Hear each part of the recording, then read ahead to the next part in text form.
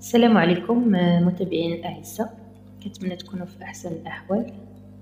دونك اليوم تتم الدرس ديال لو سيستيم نيرفو la partie de la sensibilité consciente. Donc ici on a des exercices appliqués, donc تمارين تطبيقية de ce qu'on a vu dans le cours dans la vidéo précédente. Donc là on va commencer par le premier exercice. Donc, donner le mot correspondant à chaque définition. Donc, là, on a 4 définitions. On va déterminer le terme ou bien le mot qui correspond à chaque définition. Donc, la première définition, un conducteur de l'influx nerveux sensitif de la rétine vers l'aire visuelle. Donc, موصل حسي بين العين أو la rétine الشبكية et l'aire visuelle. Donc, là, c'est le nerf optique أو العصب البصري.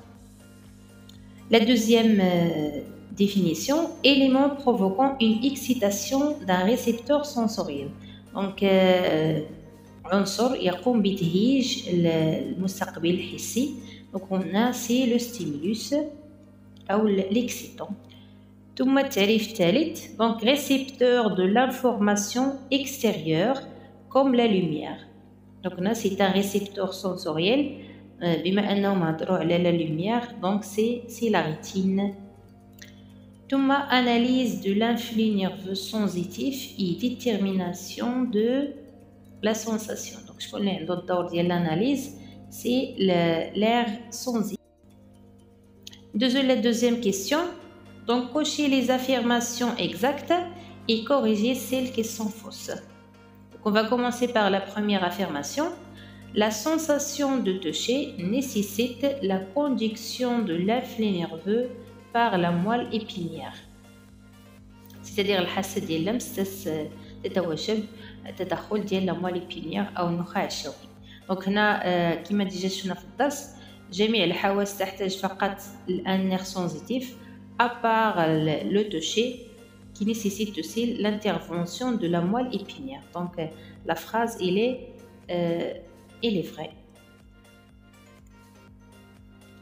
Deuxième phrase, un organe sensoriel est un récepteur de stimulation. Donc, عضو الحس هو مستقبل حسي. Donc, la phrase aussi, elle est vraie. Troisièmement, donc, le nerf sensitif transmet l'influx ou bien l'information provenant du système nerveux central. Donc, le nerf sensitif ملي كيجيب لنا l'influx كيجيبها من le récepteur sensitif. Donc هنا la phrase elle est fausse. Donc في بلاصة le système nerveux central on va mettre le récepteur sensitif. Donc le nerf sensitif est relié au récepteur sensoriel. Donc هنا la phrase elle est vraie. L'influx nerveux centripète est un flux nerveux sensitif. Donc centripète, c'est-à-dire un influx qui dirige vers le centre nerveux. Donc il est vrai. أخيرا, l'aire cérébrale gauche de toucher traite les informations provenant de partie gauche du corps. Donc l'aire cérébrale ou l'aire sensitif ديال le toucher, c'est-à-dire l'aire de sensibilité générale. Donc, elle traite les influx nerveux ou bien les informations provenant du partie gauche du corps. Donc, on a la phrase elle est fausse. Et je قلنا في الدرس أن le trajet de l'influx nerveux تكون معكوس au niveau de la moelle épinière. Donc, faux. Qu'est-ce qu'on va mettre ici? Donc, place gauche, on va mettre droite. Deuxième exercice. Donc, un accident de la route provoque la perte de 2 activités nerveuses chez une personne à cause de la lise de 2 zones au niveau de l'hémisphère cérébral. La disposition des zones au niveau du cerveau est présentée sur le document. Donc, on a un document qui représente un encéphale. Donc, on a 2 zones qui ont été endommagées à cause de l'accident. Donc, ici, c'est la zone A et c'est la zone B. Donc premièrement, donnez le nom de chaque zone. Donc toujours la zone qui se trouve dans le lobe occipital, في المنطقة الورائية من المخ. c'est l'aire visuelle. Alors que l'aire qui se trouve derrière le sillon de Rolando, c'est toujours l'aire de sensibilité générale. خاصكم تعقلوا على التموضع أو la disposition de l'air dans le cerveau. Deuxième question, déterminer les activités neurologiques ou bien les activités nerveuses perdues chez cette personne. Donc, بالنسبة la zone A, il est responsable de l'activité de la vision, alors que la zone B, il est responsable de l'activité de toucher. Donc, il a perdu l'activité de toucher et l'activité de la vision. Donc, ils sont tous une sensibilité consciente. Donc, troisième question, conclure le rôle de chaque zone dans la communication nerveuse pour chaque activité. Donc, la zone A, c'est l'aire visuelle. Donc, il a استرجعنا المعطيات ديال الدرس.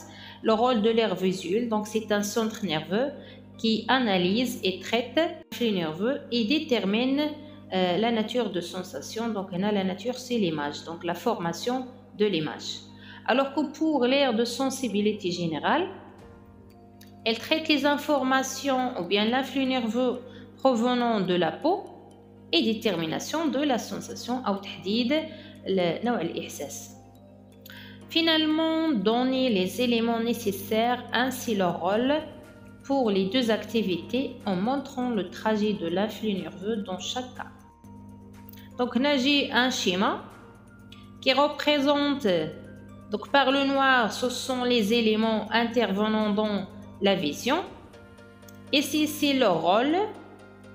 Donc, les flèches, elles déterminent le trajet de l'influx nerveux sensitif. Donc ici, on a le schéma de toucher. Donc c'est la même chose, toujours les mêmes rôles. Donc ici, le seul ou bien la seule différence, c'est les éléments. Donc le stimulus ici, c'est la pression.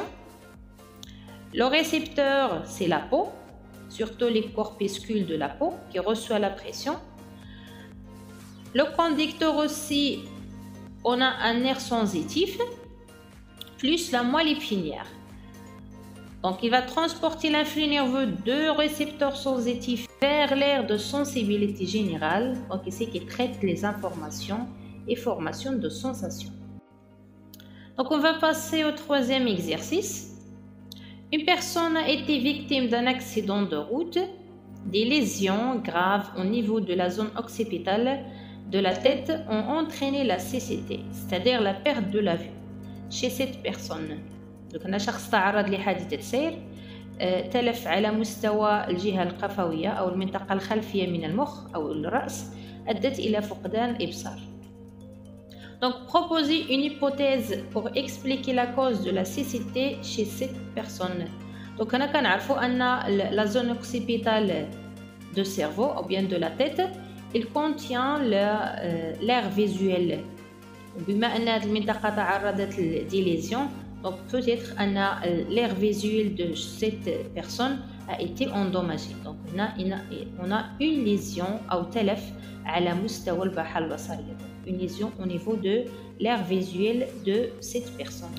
Pour valider l'hypothèse émise, on réalise les expériences sur 3 lots de souris. Le tableau suivant représente les conditions de ces 3 expériences et les résultats obtenus. للتأكد من صحة الفرضية قمنا ب3 تجارب على مجموعة من الفئران. Donc la première expérience, on détruit la rétine de l'œil droit. Les souris observent seulement avec l'œil gauche. Donc تخريب العين اليمنى، الفئران ترى فقط بالعين اليسرى. La deuxième expérience, on coupe le nerf optique de l'œil droit. Les souris perdent la vue de l'œil droit. Donc ملي كنقطعوا العصب البصري ديال العين اليمنى، هاد العين اليمنى تفقد حاسة الإبصار.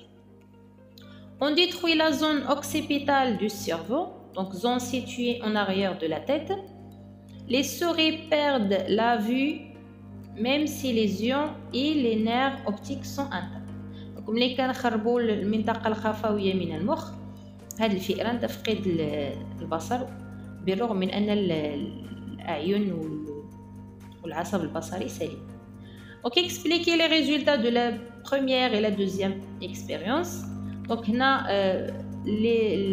les souris فقدوا البصر في العين اليمنى لأننا قمنا بتخريب لا ريتين اللي كتجو لو رول دو ريسبتور سنسيتيف. دونك هنا في الشيما اللي ديجا درنا في التمرين الاول دونك لا ريتين إلي indispensable pour la vision. Alors que pour la deuxième expérience هنا les souris فقدوا البصر في العين اليمنى لأننا قمنا بتخريب أو قطع le nerf optique qui joue le rôle ici d'un conducteur. Donc ملي كنقطعوا لو كونديكتور ما كتبقاش لانفلو كتوصل لو سيرفو وبالتالي كيمشي البصر لهاد لي سور. Troisième question, à partir des résultats de la troisième expérience et de vos connaissances, déduire le rôle de la zone occipitale de cerveau.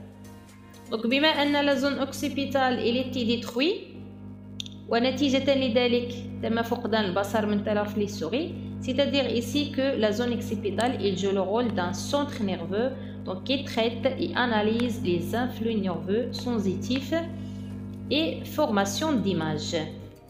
Finalement, donc est-ce que l'hypothèse IMES est exacte? Justifiez votre réponse. Donc ici l'hypothèse elle est exacte parce que la zone occipitale ici c'est l'aire visuelle qui joue le rôle d'un centre nerveux.